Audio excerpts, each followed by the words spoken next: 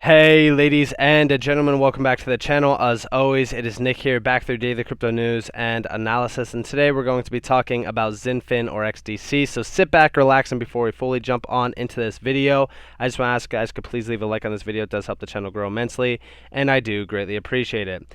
Now, all while, this market is kind of doing its, whatever you want to call it, downward trend, it's doing its bear market pattern as everybody's kind of fearful, whatever.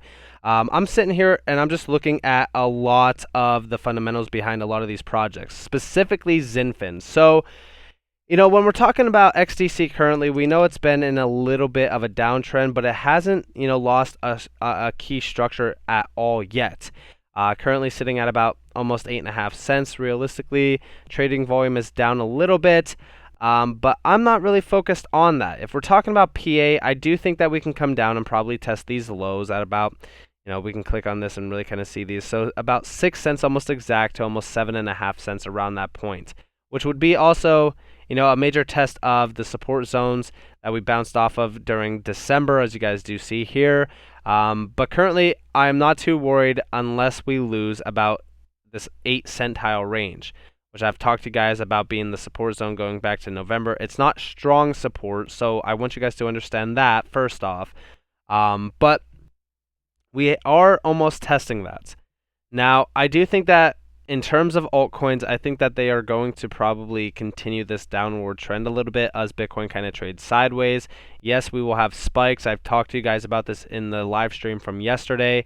I believe that Bitcoin dominance will have a spike to around 46%, while Bitcoin kind of ranges a little bit, tests almost 49.5K, gets a strong rejection, comes down to sweep the lows one last time.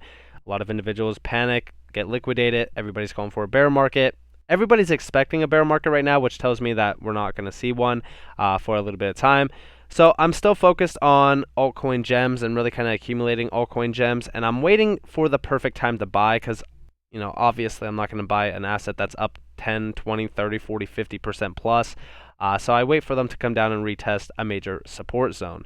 So I'll look to buy XDC around this point. It's not, too far away from its current price. But if we do break this support line, I will be aping in down here in this demand zone if we do touch it. I think that we will if Bitcoin kind of just ranges on. Of course, we have to watch for Monday. We know that this Sunday is the weekly candle close, so I'm watching Monday closely for a nice impulse on Bitcoin. So I'm watching all of this very closely, especially over this weekend. Now, I do see that we are going to see probably another listing for XDC, and that is Uphold. If you guys aren't aware of Uphold, I'm sure you probably all are at this point, especially if you guys do hold something like XRP, maybe you hold other assets. Uphold's a fairly good exchange. I wouldn't recommend it for individuals who are trying to trade, like day trade or anything, because they do have like a 65-day lockup pattern if you do use like your bank account. It's totally fine though. I mean, I haven't had any issues with Uphold personally, but of course, I think that XDC being listed on Uphold will be very good because a lot of people don't really have a lot of these other, exchanges like KuCoin, Gate.io is not really usable for the normie individual. A lot of these other, exchanges aren't really that great for like just a normal individual. They want to have it on something that's very easy. I know Uphold you could pretty much set up and utilize an Uphold account in like less than like 10 minutes. So this is very good for somebody who is trying to get into Xinfin, and we know that, when we're talking about XDC in general, we know it's disrupting some major markets, so I definitely do think that there's going to be a lot more exchanges listing it very soon, which will obviously spike the price extremely well. So I'm watching that closely, and we do see here, so shout out to Utility Theory. He is talking more so about following the trade finance revolution, global export finance marketplace platform built on DLT. Finian Exchange partnered with Trade Finex. I'm assuming XDC is part of the interoperable with, or is part of or interoperable with this piece of the puzzle. And we do see here new directions in export finance. They're talking about credit issuers, ECAs, banks, and NBFIs, as well as pretty much teaming up through a unique fintech marketplace to serve exporters, risk, and credit unions. Now, I would say the big piece of this pie is really kind of looking at how large this will be at scale. So, when we're talking about a trade, finance, well, I should say a global export finance marketplace, which will be focused on the trade finance zone, You know, I think that this could be very large at scale. I mean, we're talking about disrupting that $19 trillion market. We do see here recovery has been slow, and today there is a $1.5 trillion trade finance gap. I don't know if, I mean, this is a fairly large gap, first off, but also when we're talking about the $19 trillion market itself or industry itself, taking all that into accountability, if XDC just grasps like a small percentage of this will be extremely huge for it. But of course, when we're talking about the major direct connection to Xinfin, who is that? Well, that's Andre Casterman, which we know is working with Xinfin. I mean, listen, when we're talking about this, all of these major connections to individuals like this that are working with specific assets tells me that there's a direct connection to specific DLTs. They throw out little hints here and there, but there's never really direct connections ever until it's officially announced. But this goes back to 2020, where Finian really kind of, released this little, chart of it, if you will, or this demonstration on how it will work, essentially. And, yeah, I mean, we're seeing this pretty much have direct ties to, of course, Xinfin through Andre Casterman. So I think that this could be very interesting, especially at scale, because when we're talking about this, it is an AI-powered global marketplace for trade finance assets. It helps corporates to increase their global sales, optimize their working capital, and minimize risk by validating their trade finance requirements and matching them with the most appropriate funders and credit issuers to support their end-to-end financing needs. Like I said, pay attention to the trade finance area. And of course, we do see here Michael Kilsey. I hope that I said that name right. It might actually be Michelle. Again, I'm sorry if I did butcher it. We see further strategic evolution of trade finance digitization, especially for digital native promissory notes and bill of exchange, ensuring full traceability, transferability of such assets with the export finance arena. So this, in my mind, is going to be very huge if it is confirmed that Xinfin is being utilized, which in my mind, the puzzle piece is pretty much in front of us with Andre Casterman. Of course, do your own research, understand. I mean, it's a little bit of speculation, but I do think that Xinfin will play a huge key role. And actually talking about this, by the way, this is coming from an article, 5 Topics That Shaped Trade Finance in 2021. If we scroll down here, you can pretty much see, here's XDC.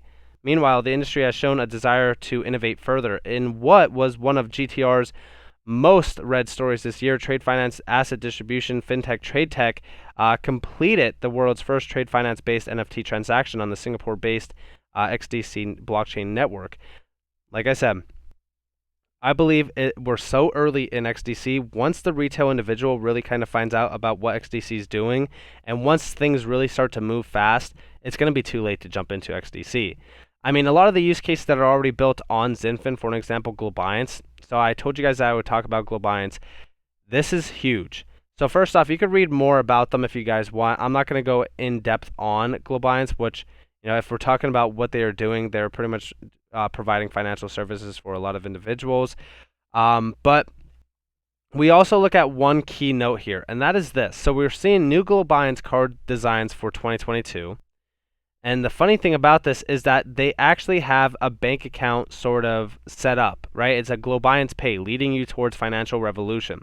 A multi-service platform for all financial solutions, IBANs, card processing, and more. Corpus, SEPA plus Swift accounts for your business. How it works, you can pretty much read all about this if you guys do want to. I'm not going to go in depth on it, but I'm just saying this is huge because we do see their services. Payment gateway, merchant accounts, all-in-one payments platform providing clients multi-channel and multi-currency payment options through a single interface built for scalability, high transaction volumes, and featuring over 225 plus acquiring banks and alternative payment methods, as well as connected settlement accounts. Dedicated corporate accounts as well. Many currencies are available for your account. SEPA and Swift can both be used to send and receive funds. You could order 10 plus cards per business account with highly daily limits. And we do see here why choose us. Our commitment to business success. We've helped over 300 clients successfully open bank accounts in the last 2 years with our 35 plus banking partners. Again, I mean, this is huge. Globiance Pay offers solutions for to clients globally.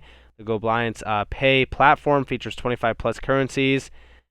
I think that a lot of these small use cases, which aren't technically small, like this really isn't that small of a use case that are built on, Xinfin are going to be huge. Okay, and we also see, we could be seeing credit cards, well, cards in general. I mean, debit cards, this is essentially debit cards, but we're seeing them possibly being launched within 2022. I mean, we do see accounts looking at going live end of February with the launch of Globiance cards. So pay attention to these other use cases that are also built on Xinfin, not just the trade finance area. I've always told you guys about how big, Xinfin will be just from the trade finance area alone. Of course, we do see Globiance decentralized exchange is now listed as an exchange on CoinCodex. With this, you can now track prices and volume of all tokens from Globiance decentralized exchange markets on CoinCodex, as well as these major assets, as you guys do see down here as well. So, pay attention to Globiance. It's fairly large. And we do see here DC will be on XDC Network. If you haven't already, look into Data Chain DC. This is a good team with tremendous focus and determination. The potential ROI is high, but as always, do your own research, not financial advice. And we do see here Data Chain Foundation adding XDC plus XRC20 DC.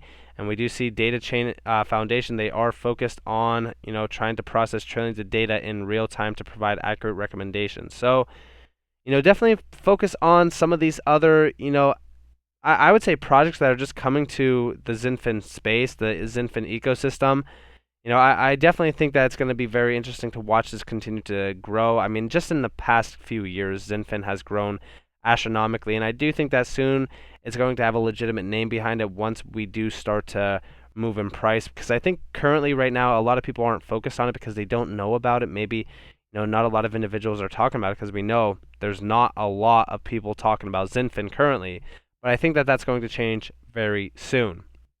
And of course, let's just do one last comparison. So Xinfin versus Polygon. Dependency on Ethereum ecosystem, yes, no. Average fees, you guys do see that the fees are extremely lower on Xinfin. Smart contract, yes on both. Layer, second layer, first layer. Price, we do see the market cap difference here. We see the circulating supply. We see the energy consumption difference. I mean, in my mind, there's a lot of, a lot of good pros about Xinfin compared to a lot of other networks. If we did have the market cap of Polygon, though, I mean, that would be fairly large, just 12x, which isn't too bad in my mind. And, we would be sitting at about $1.16. Now, I think that we have a lot more left in store for Xinfin, of course. But I think that that is definitely a bare minimum target. I think $1 is easily achievable target, especially long term, even short term though as well. So I'm definitely watching Xinfin as a lot of these major layer ones really kind of unfold. I definitely think that XDC is something special, especially with all of their connections to major trade finance gaps, major trade finance companies, and also even other use cases as well. So definitely pay attention to Xinfin if you guys haven't already. But with that being said, I hope that you all enjoyed this video. If you guys did, definitely leave a like, subscribe, turn notifications on if you guys want more free content. You guys are more than welcome to follow me on Twitter and join the free Discord down in the description below. As always, I hope that you all have a beautiful day or a beautiful night wherever you guys are in this beautiful world. It's been Nick. Peace out, guys.